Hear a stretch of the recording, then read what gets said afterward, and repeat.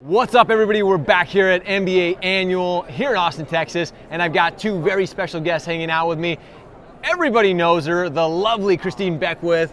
Thanks so much for hanging out. And then if you don't know him, you should know him because the guy is absolutely doing so much for our entire industry, which we're going to get into here in just a sec. But ladies and gentlemen, help me welcome Eddy Perez. Eddy, thanks for hanging out with us, brother. Oh, absolutely. My pleasure. Thank you for having me. I'm not going to mess around. I want to get right into there's a lot to talk about with you, Eddy. But first and foremost, there's a huge congratulations to you and Equity Prime. Thank you. You got one of the prestigious award of this entire event. So congratulations to you. Thank you. The award was? The Diversity and Inclusion Award. Yeah. There you go, and congratulations to you and Equity Prime. That's a big deal. Yeah, and it's obviously, as we all know, like anything that runs organizations, teams, or anything, it's a culmination of many, many people that help contribute, provide candor, and more importantly, believed in the mission to make it possible. That's awesome, So a big shout out to everybody that's not here and everybody that's out there, from our retail offices to the brokers that we serve that are obviously bringing this to the table. So I owe a debt of gratitude to everybody. My question is, in the process of doing this, did you have lessons learned? Like, did you create a map, a roadmap? Did you know in the beginning, like, how it was going to go? So, I mean, I'm first generation born in this country. My business partner came here from India when he was 5. I grew up in inner city Atlanta. He grew up in inner city DC. So there was just an advantage that naturally we were very comfortable with people of different cultures, and he and myself always being minorities in minorities. It was just a very natural. Yeah. Was there a blueprint? You know, over time we kind of realized what worked, what didn't. And more importantly, it's something that I'm more than happy with anybody that reaches out to share with them, because I think it's very good for the industry that we represent the communities that we serve, especially since America is evolving and morphing with different people of different ethnicities. Absolutely. And I think it's something that's very valuable that I think will make it feel more united and everything of that nature. I love it. So, I mean, while we're talking about the industry evolving, like there's a lot, the election is next year. Yeah. There's a lot riding on this election. I know with Ma and everything that you're doing to advocate for them, this election could change a lot.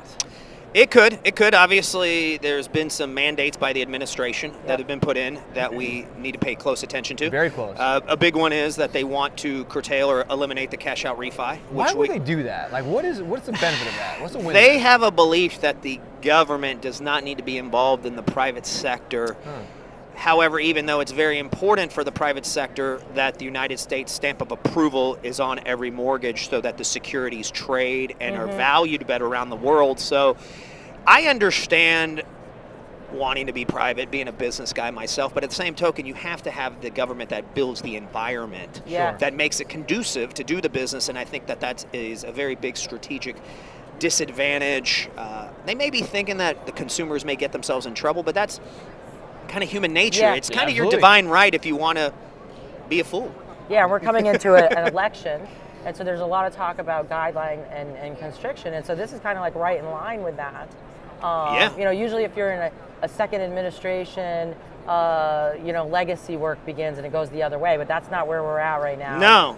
So we're headed into something different. And a big point about the election is, even if it changes, there's a Democratic president, the people that have been put in place are already there for quite a few years, so it's not like they can get removed. So there's still some serious things coming down. That's why GSE reform, I do believe, comes down the pike. The great thing is, as an industry, our reputation is very good, because as we all know, during Dodd-Frank, I'm going to say that our poor would probably not be the word. It's probably more. Our reputation was very bad, but we've rebuilt it, so now we're allowed to speak at the table and advocate for the right way. There was an overcorrection there, which we realized, right? Knee-jerk reaction to that.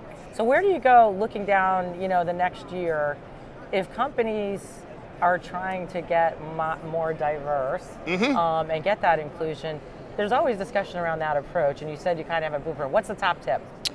It starts at the very top.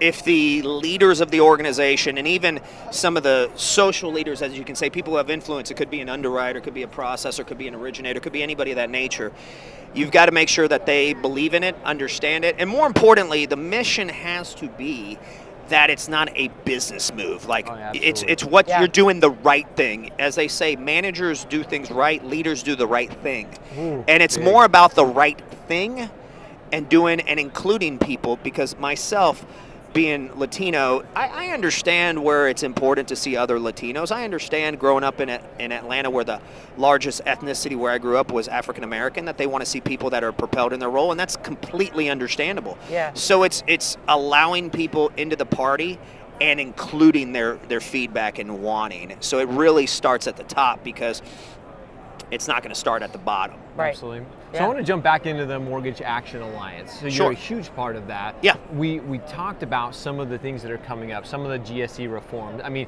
these really do, and we had you on the show recently talking about this, but I don't think that originators really understand the impact that this could have on their business. It's pretty simple. We just went through a lot of margin correction, and we went through some pains, and now people are feeling really good. Wins at their sales, interest rates are low. Most of the world is in a recession, so it's helping us. However, if 10, 20% of the business goes away, and some people are going to think that's fear-mongering. It's not fear-mongering when it's been stated what the mission is. It's coming for you. If you don't see the train, all of a sudden you're going to see margin compression. You're going to have companies do a lot of crazy recruiting. There's going to be a lot of messing with pricing, where people are like, hey, what are you doing to pricing? Nothing. It's just other people are playing the game. We're going to do some self-inflicted gunshot wounds to ourselves if we don't advocate and come together unified as a complete industry, because we're all in this together. Banks, independent mortgage bankers, brokers, we all need each other. We all serve each other in different ways, and we definitely got to unite and advocate for that. So let's talk about that, because the Mortgage Action Alliance, you guys are taking action. So all those who are watching, like you said, it's in our entire industry. It's not retail, it's not wholesale, it's all of us. It's the only one. I love how you say that. It's the only one. So what can those do who are watching this, are like, you know what, I want to take action, I want to get involved. How do they get involved with MA? What does MA actually do, and how does it help the originator? So being an originator myself, I get that, and that's a very good question. Thank you for asking it. It's free. It does not come with strings attached. That's pretty easy. They just have to sign up for it. There's apps they can download. There's information that we'll put out there. They just need to sign up, and then they have to renew once a year. But if they come to events, it'll automatically renew them. It's just when there's call to actions, and the call to actions aren't even just federal. Sometimes it's things in your state that they'll do a call to action. And like we talked about, politicians are now viewing that. The days of, writing a letter and doing all that stuff are gone. Now it's wanting to see what's important, and they understand. Something I heard, because I'm on the affordability committee with the NBA, is some politicians, some of their biggest things right now are like gun control and affordable housing. I mean, it's right there in the mix of things. Wow. So it's how they can get involved and heard their voice. And if people think their voice can't be heard because they're one person, I'm going to clearly state that they're clinically insane, because it's very important. Because 8,000, 9,000 people hit a subject in an email that's done through MA, and more importantly, what I noticed inside my own organization and others speaking to them was that even your underwriters, your originators, your processors were very appreciative of the information and the emails that come out that keep them in the know, because in their ordinary lives, people are going to ask, hey, what's this? Oh, I got this perception, and they can be on top of it so that they know what they're saying. So let me ask you this, because everybody watching right now is probably like, one more organization, Eddie? Like, I've got my local organization. I've got, there's this, we're here at MBA, there's NAM, there's all these different organizations across the country. Why MA? Like, why? It's the only one. You can name all these groups all you want, and I love a lot of them, and you know that. I'm at the conferences, I support them. But it's the only one that represents the real estate finance for commercial and residential. I love it. It's where we all are united with one voice. Yeah. It's the only time we can all fundle and be united. As we all know, we believe in a lot more unity that definitely needs to be elevated. However, it's the one place that we all can come together, because the mission is very simple. Housing is very bipartisan. So that's the other thing. It's not Republican, it's not Democrat. Absolutely. Therefore, we are also unified with, believe it or not, political parties that want to be unified with us. And the silos that the banking industry is in. And you're not a new guy. I'm going to shift the conversation to this. This year you did something that became viral in the banking industry, and we couldn't get out of this interview because we got hit with it too, right? 100%. Like, I got guns now because of the 22 push-up challenge. Welcome to the Christine Gun Show. Talking about gun control. Both of them called me out actually. She's exposing them. This thing. I was not going to wear my jacket today, but we're at the NBA. That said, Eddie called me out. You called me out. But Eddie, you started the 22 push-up challenge, which had been in, you know, the public in the past. Sure. But in our world, in the banking world, all of a sudden, you know, craziness occurred, and everybody came out. I'm doing non-filtered videos. Let's just say it like it is. I'm doing morning non-filtered videos in a dress on the road, and I'm banging out my 22 push-ups. But how did it start? What was the... So, I'm a big proponent of veterans. You know, I'm a big proponent of freedom. Having seen family members myself that had freedom and lost it. The worst thing about, you know, losing your freedom is once having it. If you didn't have it, it's different.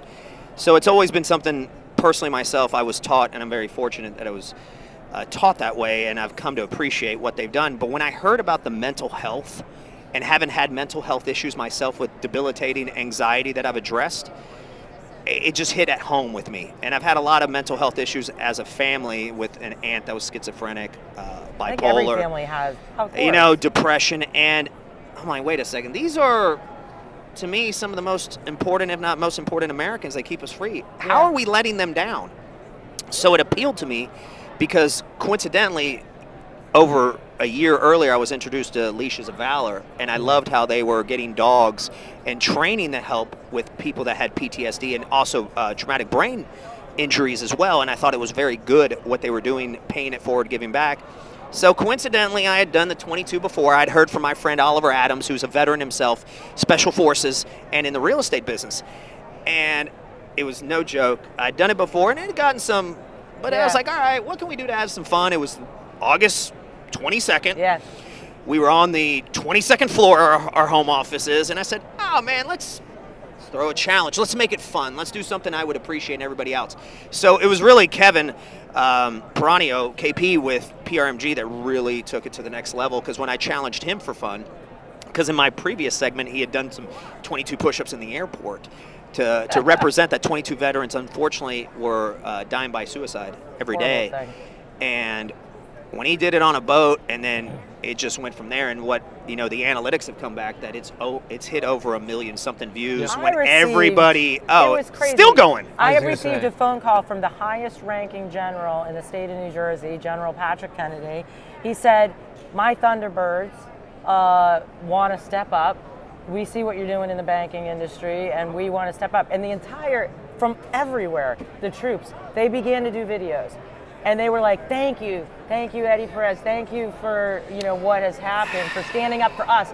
They actually stood in for me. They were like day 12, 13, 14, and I was like, thank you, guys. Here's what I love about this, though, Eddie, because you did, I mean, what Christine is saying, it not only went viral within our industry, but it impacted the lives of so many. And here's what I found really interesting, is we united as an industry. There was no borrower or broker or wholesale or consumer or title company or vendor. We came together over a common cause. And that's what gave me some hope, like, really got me excited. Like, Eddie started this movement, and people listen to your voice. You are one of these leaders in our industry that they listen, they follow. That's what was exciting to me. Great job. Thank you. Yeah, no, it was, I'm a big fan of paying it forward. Many people. It's why I said in one of my videos online that I laugh when I hear somebody say they're self-made. Yeah. Because that may be the most arrogant statement anybody can say. Yeah. There is a small army, parents, family, mentors, people that have helped you along the way, and they've kept us free. Yeah. You know, and look, maybe it's a little bit more sensitive to me. You know, my parents coming from Cuba, my uncle surviving a firing squad every night just for freedom and losing it. However, I just felt like it was the right thing to do. Well, you did a great job. You did an incredible job. Thank you. You guys did a great job, too. Let me be very clear that so many people did it together and still are contributing money, bringing help along the way. Huge thanks to everybody who did it. Eddie, for you starting it. Thank you. Eddie, we want to thank you so much for taking a few minutes and joining us today. We've talked about some great things. Much more to come. Christine, as always, so great. I love the energy here. Guys, I don't know if you can feel it, Get but your shred cocktails today. Shred cocktails coming a little bit later. But, but as always, guys, we appreciate you joining us here at the NBA Annual here in Austin, Texas. Look forward to seeing you guys soon. See ya. Thank you, everybody.